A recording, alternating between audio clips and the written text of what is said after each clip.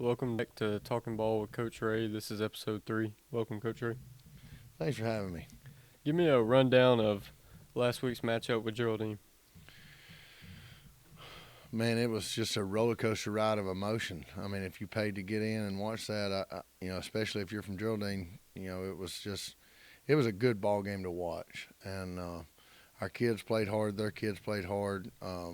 It was just riddled with penalties, and I'm not sure how many of the penalties were penalties. And I kind of made a joke the other day with my wife and just told her, I said, I've never been anywhere where anybody ever said the referees do a good job, or man, I sure do love the referees. But we had an inadvertent whistle that caused us to have a potential touchdown called back, and then we had two more touchdowns called back in the first half, and we had several penalties that by rule and by definition are not penalties, but we didn't play clean enough to deserve to win, in my opinion. We turned the ball over several times, and as bad as it hurts, it's one of those things where I think we got better.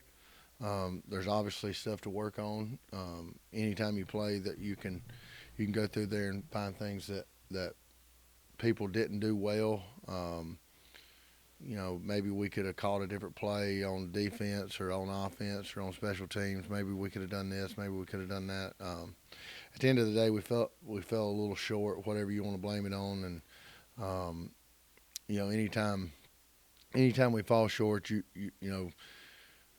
the coach needs to take the blame, and anytime we win, the kids need the credit. And I hate it for our kids, but their kids won the game, and congratulations to them. They played hard and they're coached very well, but at the same time, you hated to see anybody lose a game like that because of all the preparation and the time and the effort that went into to making that game possible. And I hate it for our kids, and I think they're hungry. They went back to work. We all showed up on Sunday and got a game plan for this week, and we're excited. Moving forward about the rest of the season, and hopefully we can stay healthy and finish out the rest of the regular season strong. Well, after seeing last week's matchup between Fife and Sylvania, how do you feel about our chances with Sylvania this week? It's hard to compare us to either team, really. They're a little more traditional in a sense, as always having at least one tight end. I know Five has two, and they're a powerhouse program, and I think they're as healthy right now as they have been this entire season. The big running back went down, and he's a phenomenal football player. There's no replacing a guy like that. And he was back this week, and Five, they started strong, and the ball never really bounced Sylvania's way. I think they had a good game plan. I don't think they executed probably as clean as they were hoping. And anytime you play a team like Fife, you also have to play the community. The fans and the reputation and their record, and there's a lot of state championships over there on that sideline, and that can be hard to overcome.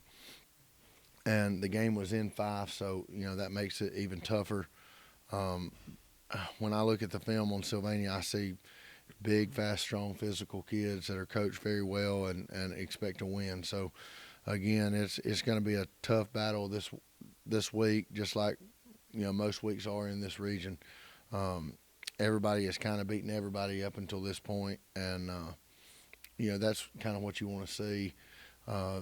Just good competition week in, week out, and all the coaches do a great job in this region and throughout 3A. If you ask me, 3A is a very, very tough classification. I know the region that we cross with has experienced some of the same things we have as far as injury and the competition and people, beating each other. And I think our region is very tough, and this week will be no exception to that. I know they're coached very well, and their kids are expecting to get right back on track, just like ours are. So we're excited to hop on the bus and go over there and 48 minutes from game time, we'll know who the winner is. And right now, I don't think anybody could say that one team's the favorite or one team's the underdog. It's just a very even matchup, and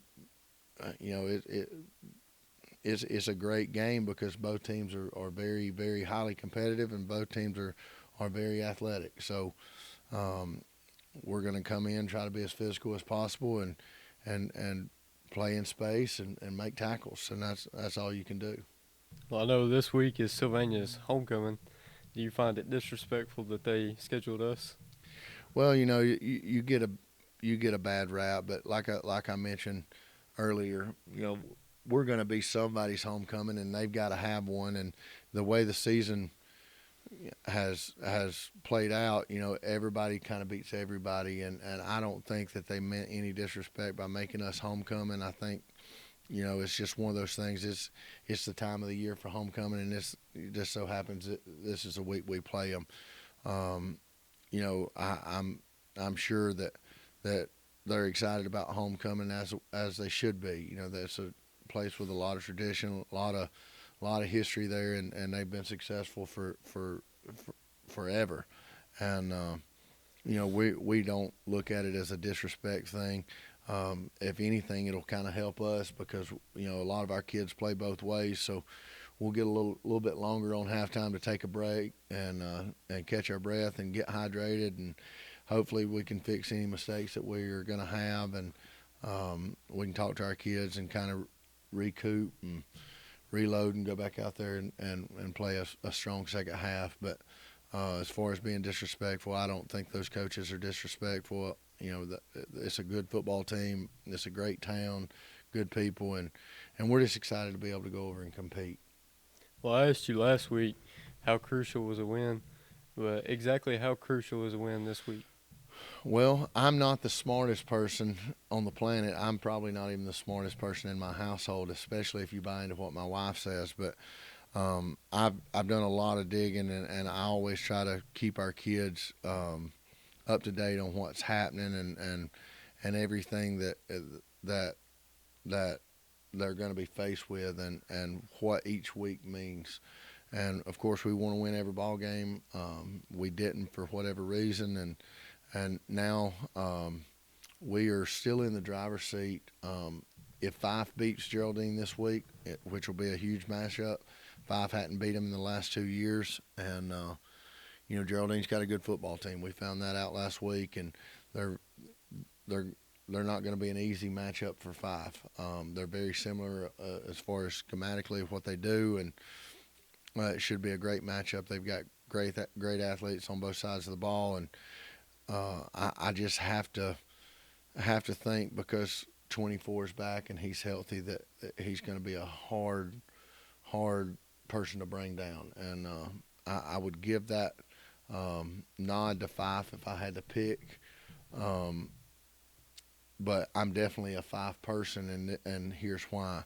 If Fife beats Geraldine and we beat Sylvania, that would solidify Fife as the one and us as the shareholder, if you will, or tied with Sylvania and Geraldine. We will have beaten Sylvania. Sylvania will have beaten Geraldine. Geraldine will have beaten us.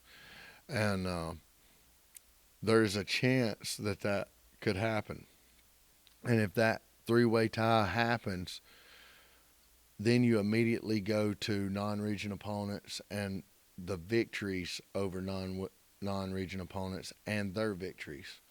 So in order to establish 3 and 4, you first have to establish 2.